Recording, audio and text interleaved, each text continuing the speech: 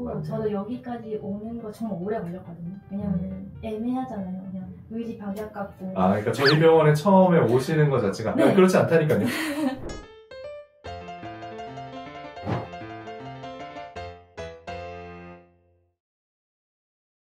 요즘에는요, 네. 살 빼러 오시는 분들이 100명 있다 그러면 30-40%가 10kg 미만 감이에요. 우리 생각만큼 20-30kg 빼달라고 오시는 분들 비율이 그렇게 많지 않아요.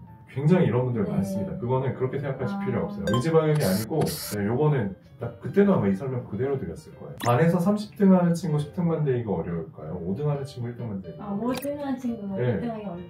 다이어트를 10kg 미만으로 하고 싶으신 분들은 이쪽이에요. 네. 그래서 오히려 더 섬세한, 말하자면 30등에서 10등 만들어주는 과외선생 목값보다 5등에서 1등 만들어주는 과외선생 목값이 훨씬 높을 거예요. 되게 섬세하고 정교한 치료가 들어가야 되는 분야고, 이게 의지방역의 문제가 아니라 어느 정도 의지를 가지고 잘 관리하셨던 분들이 좀 더 나은 위에로 네. 업그레이드 하려고 하는 거기 때문에 이거는 네. 그렇게 생각할 필요 전혀 없습니다. 원래는 그냥 55, 6 여기를 되게 오래 유지를 했었는데 예. 최근에 이제 58, 9 거의 사실 60까지는 갔었어요. 근데 이제 노력으로 58을 갔는데 그 밑으로 되지 않았다. 그렇죠. 소용이 하나도 없었다.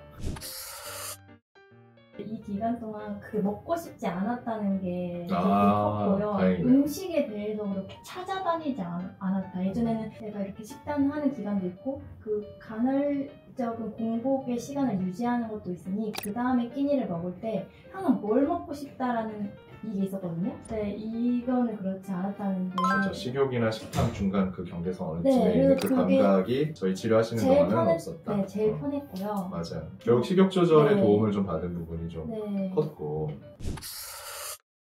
처음에 이 약을 먹고 했을 때는 땀이 진짜 뚝뚝 흘렸었고요. 근데 이제 지금 감량기는 그냥 송송 정도 나거든요. 그렇죠. 이제는 그렇게 나올 땀이 많지 않은 네, 거예요. 땀이 없더라고요. 그래서 제가 비유된 거 들으셨는지 모르겠어요. 살이 찌면 사람이 원래 땀이 조금 늘어나요. 원래 안 나던 땀도 좀 나고. 그러면 환자분들은 오셔서 선생님 요즘 땀이 너무 많이 늘었어요. 이거 어떻게 해요? 하는데 제가 뭐라고 말씀드리냐면 저희 약 드시면 더 날 겁니다. 저희 약 드시는 동안 이게 비유를 어떻게 드냐면 우리 빨래를 했어요. 수건을 빨래를 했다고 쳐봐요. 그러면은 수건 빨래가 끝난 다음에 탈수를 돌리지 않고 수건을 딱 들면 어떻게 되죠? 물이 뚝뚝뚝 떨어지죠. 그럼 그거 어떻게 해야 되죠? 짜야 되죠. 네. 짜는 동안은 물이 더 나오나요? 덜 나오나요? 더 나오죠. 그러니까 저희 살 빼는 과정은 수건에서 빨래 물 짜는 과정이라서 치료하는 동안은 더 나는데 지금처럼 치료가 어느 정도 마무리되고 네. 안정기에 네. 그러면 그렇게까지 땀이 안 네. 나요. 이 과정이 필요합니다. 원래.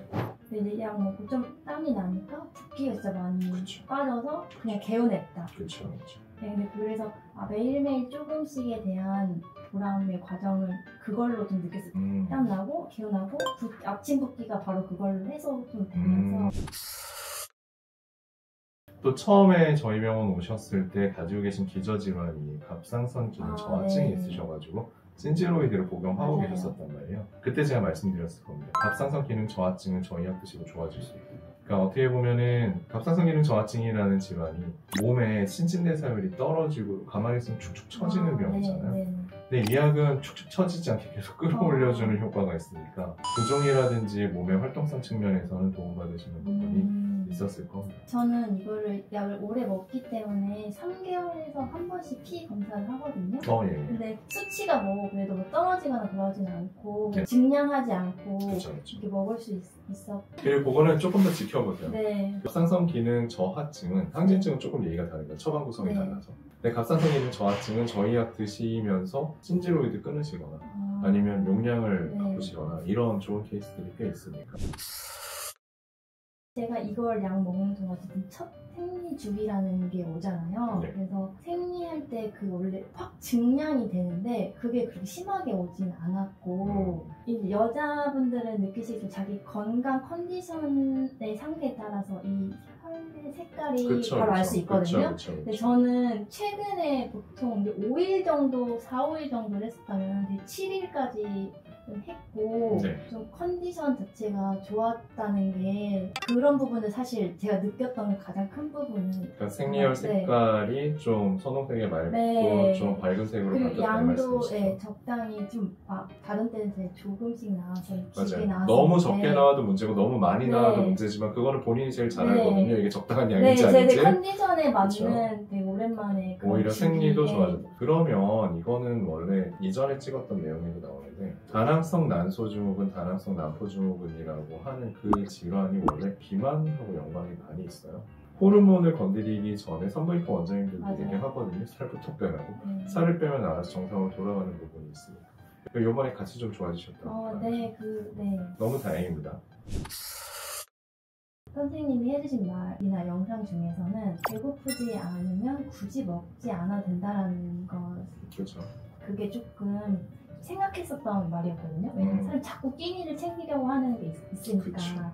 근데 이 약을 먹었을 때 굳이 챙기면 좋지만 일반식처럼 똑같이 엄청 차려서 먹지 않아도 된다라는 게 그런 점에서 저는 좀 쉽게 생각하려고 했던 것 같아요.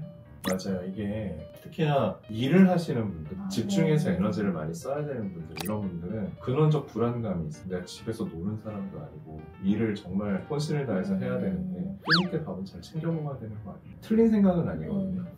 근데 불안감에서 시작된 생각이기 때문에 네. 적정량보다 더 많이 먹게 되는 경우가 생기는 거죠. 보험 들어놓듯이. 먹어둬서 나쁠 건 없으니까, 일하는 데 있어서. 근데 이렇게 저희 치료해보면서 식사량을 꽤 줄이면서 생활을 해봐도 그렇게 큰 무리가 되지 않는다는 거를 네. 요번에 한번 경험해보신 것도 중요한 거예요. 내가 일상생활이나 업무를 보는데 이 정도의 식사량만 들어와도 충분히 유지가 가능했구나라는 거를 요번에 한번 경험해보시면 이제 기준이 생기는 거죠. 네. 그것만 해도 네. 본인에게는 하나 요번에 지표가 될 수 있어요.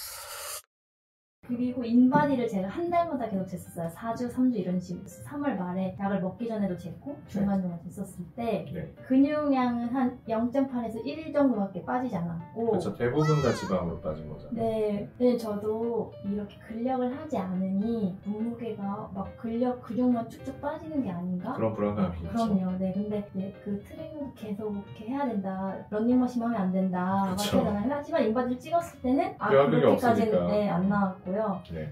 그리고 막 여러 제가 일하는 과정이 있어서 그렇게 근력을 많이 하고 싶지 않았던 거예요. 섬세한 작업을 너무, 하는데 오히려 방해되는 경우가 있죠. 네, 그래서 저는 러닝을 조금씩 하고 그렇다고 막 되게 뛰듯이도 하지 않았어요. 그냥 경사만 최고로 높이고 속도도 그냥 빨리 걷기까지도 안 했고 그냥 천천히 넓게 걷는 걸로 해도 충분하다고 생각했고 오히려 운동을 더 추가한다거나 더 힘들게 할수록 그렇게까지는 아니다. 네, 맞아요. 그럼 오히려 살이 안 빠지고 버티고. 그러니까 일반적으로 생각할 때는 살이 잘 빠지다가 정체기가 오면 더 빡센 운동으로 이 네. 고비를 넘어야 된다고도 생각하시는데 그게 통하는 경우도 있지만 네. 생각보다 안 통하는 경우가 훨씬 많다는 거를 네, 제가 아셔야 돼요. 이번에 느꼈고, 경험하셨어요.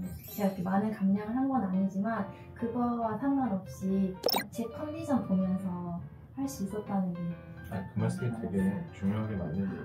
그러니까 10kg 미만으로 감량하시는 분들 다이어트는 사실 다르거든요. 이거는 되게 섬세한 다이어트예요. 한 3, 40kg 빼셔야 되는 분들은 빠르게 드라이브 가면서 빼야 되는 구간들도 있고 뭐도 있고 한데 10kg 미만으로 빼시는 분들은 그게 아니라 몸을 최대한 건강하게 유지하면서 살살살 달래가면서 빼야 오히려 속도가 잘 나오거든요. 무리하게 쥐어짜면은 꺾이고 문제가 생겨서 끝까지 가지도 못하고 느끼셨겠지만 운동 강도를 높이거나 몸을 무리하게 했으면은 아마 치료가 네. 끝까지 가지 못했을 거예요. 근데 다행히도 잘 내려놓으시고 편안하게 네. 하려고 마음 먹으니까 결과적으로 네. 목표 체중 도달하신 거거든요. 그 굉장히 중요한 분기점이었다고.